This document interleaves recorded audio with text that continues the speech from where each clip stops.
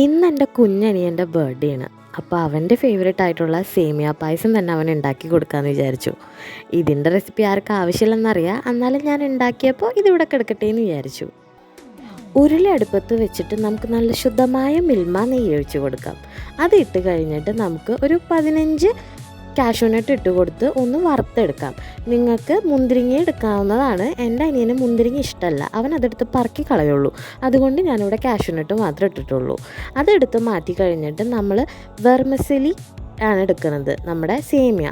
അത് ഞാനിവിടെ ഒരു ഹാഫ് പാക്കറ്റാണ് എടുത്തിരിക്കുന്നത്. അതൊന്ന് ചെറുതാക്കി വറുത്തെടുക്കാം. ഓൾറെഡി റോസ്റ്റഡ് ആയിട്ടുള്ളതാണ്, എന്നാലും ജസ്റ്റ് ഒന്ന് ഞാൻ വറുത്ത് അതിൻ്റെ ഒരു കളർ ചെറുതായിട്ട് മാറണ വരെ ഒന്ന് മൂപ്പിച്ചെടുക്കുന്നുണ്ട്. ദേ ഇതുപോലെ സേമിയ ഒന്ന് വറുത്ത് വന്ന് കഴിഞ്ഞ് കഴിഞ്ഞാൽ നമുക്ക് പാലൊഴിച്ച് കൊടുക്കാം. ഞാനിവിടെ എടുത്തിരിക്കുന്നത് 2.5 ലിറ്റർ പാലാണ്. മീൻസ് മിൽമയുടെ പാക്കറ്റിൻ്റെ ഒരു 5 പാക്കറ്റ് എടുത്തിട്ടുണ്ട്. എന്നിട്ട് അത് നല്ലോണം ഒന്ന് മിക്സ് ചെയ്യുക. ഇനി നിർത്താണ്ട് ഇളക്കി കൊടുത്തുകൊണ്ടിരിക്കുക. കാരണം പാലിൻ്റെ പാട കെട്ടിക്കഴിഞ്ഞ് കഴിഞ്ഞാൽ പിന്നെ അതൊരു കട്ട പോലെ ആവും നമ്മുടെ പായസം. അപ്പോൾ തിളച്ച് വരുന്നത് വരെയും തിളച്ച് കഴിഞ്ഞാലും നല്ലോണം ഇളക്കി കൊടുക്കുക. പാട കെട്ടാൻ സമ്മതിച്ച് കൊടുക്കരുത്. പായസം ഒന്ന് കുറുകി വരണമെന്ന് തോന്നുമ്പോൾ നമുക്ക് പഞ്ചസാര ഇട്ട് കൊടുക്കാം. ഞാനിവിടെ 1/2 കപ്പ് പഞ്ചസാരയാണ് ഇട്ട് കൊടുത്തിരിക്കുന്നത്. അത് ഇട്ടിട്ട് നല്ലോണം പഞ്ചസാര അലിയണ വരെ ഒന്ന് മിക്സ് ചെയ്ത് കൊടുക്കാം.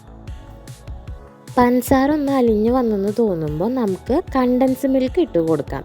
ഞാനിവിടെ ഹാഫ് ക്യാനേ ഒഴിച്ചിട്ടുള്ളൂ. നിങ്ങൾക്ക് നിങ്ങളുടെ മധുരം അനുസരിച്ചിട്ട് കൂടോ കുറയ്ക്കോ എന്താണെന്ന് വെച്ചാൽ ചെയ്യുക. ഞാനത് ഇട്ട് കൊടുത്തിട്ട് നല്ലോണം ഇളക്കി കൊടുക്കുന്നുണ്ട്.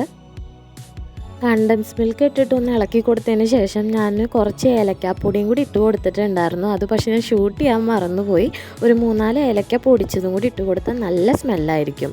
അത് കഴിഞ്ഞിട്ട് ലാസ്റ്റ് നമുക്ക് കുറച്ച് ഉപ്പ്, ഒരു പിഞ്ച് സോൾട്ട്, അധികം പാടില്ല, ഉപ്പ് കൂടരുത്, അതും കൂടി ഇട്ട് കൊടുത്ത് നല്ലോണം ഒന്ന് മിക്സ് ചെയ്ത് കഴിഞ്ഞാൽ നമ്മുടെ പായസത്തിൻ്റെ മധുരമൊക്കെ ഒന്ന് ബാലൻസ് ആവും. എന്നിട്ട് ലാസ്റ്റ് നമ്മൾ വറുത്ത് വെച്ചിരിക്കുന്ന അണ്ടിപ്പരിപ്പും കൂടി ഇട്ട് കൊടുക്കുക.